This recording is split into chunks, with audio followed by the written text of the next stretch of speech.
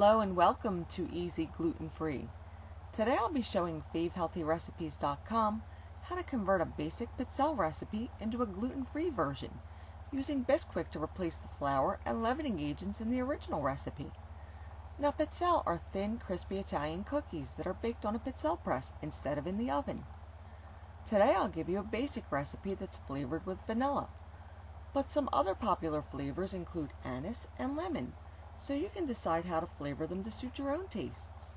Now, growing up in an Italian house, I can't think of a holiday dessert table that didn't include these guys. And I'll show you a couple of variations to give you some extra options for molding and serving them. Alright, now to make about 3 dozen cookies you'll need a cup and 3/4 of gluten-free Bisquick.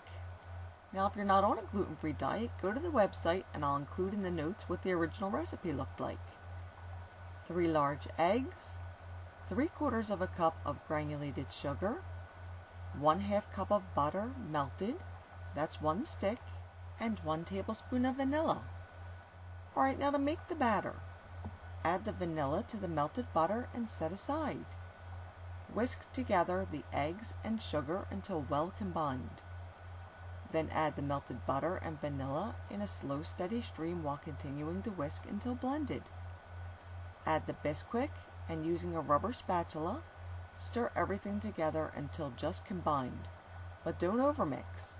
Now to bake these, I'm going to give you the instructions for my machine and my preferred degree of doneness, but you should follow the instruction manual that comes with your machine and play around with the bake time to get them where you want them.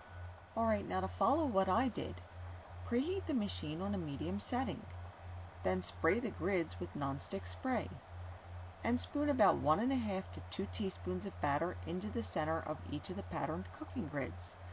Then close it down and lock the grids. Now I like to use a small cookie scoop since it makes it a lot easier to get the batter out of the scoop and onto the grid. The indicator light will let you know when they're done and you can open the lid and remove them with a heat-proof plastic spatula.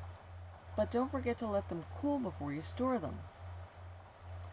Now when a Pizzelle is hot off the press, it's still a bit pliable for a few seconds, so you could quickly roll it around a wooden dowel, and as soon as it's cooled a few seconds later, you've got a shell like a cannoli. But I've got to warn you that these should be filled immediately before serving or they'll get very soggy.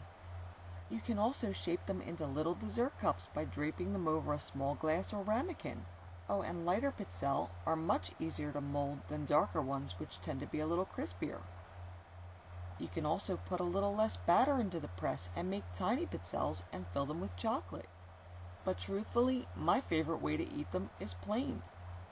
Oh, and I like them filled with ice cream too, but I didn't have any, so you'll have to use your imagination on that one. And if you don't have a Pizzelle press, why not consider going out to get one? Once you see how easy these are to make, you're going to want to make them all the time. So give it a try. And if you'd like to see this recipe in print, you could always visit my blog.